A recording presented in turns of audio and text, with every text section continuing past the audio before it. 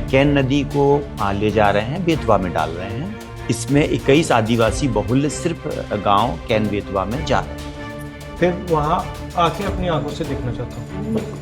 Ken Betwa link परियोजना को लेकर बुंदेलखंड की आवाज अब दिल्ली तक पहुंच चुकी है। केन बेतवा लिंक परियोजना के खिलाफ लंबे समय से संघर्ष कर रहे आंदोलनकारी अमित भटनागर ने अपने प्रतिनिधि मंडल के साथ राहुल गांधी से मुलाकात की।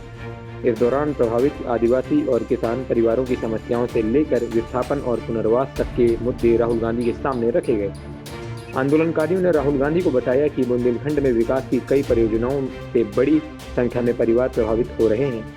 केन बेतवा लिंक परियोजना के साथ पन्ना का पर्यावरणीय संकट, मझगुआ मध्यम सिंचाई परियोजना, रूंज डैम, नेगुआ परियोजना और एनटीपीसी सहित दूसरी परियोजनाओं से जुड़े सवाल भी उठाए गए।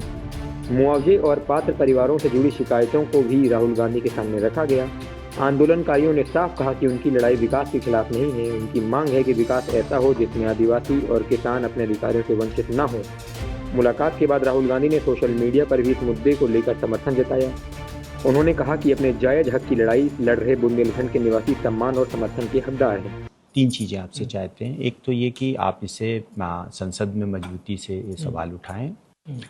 दूसरा ये कि हम लोग वहाँ पर जो इस लड़ाई को लड़ रहे हैं लोकली, मतलब हम लोगों के ऊपर पुलिस और ये सब के बहुत केसेस और ये सारी चीज़ें कर रही है ना। अत्याचार बहुत हो रहा है लोगों पे, कहीं लाइट काट दी जा रही है, मकान गिरा दिए जा रहे हैं, ये सारी चीज़ें। तो इन सारी चीज़ों पर भी बात हो। और आप वहाँ पर हम लोग जब आंदोलन करेंगे तो हम चाहते हैं कि एक बार आप भी वहाँ पर, क्योंकि ये एक बड़ा मुद्दा है। हमको पुलिस वालों ने 10 किलोमीटर दौड़ाया था 50 जनानियों को।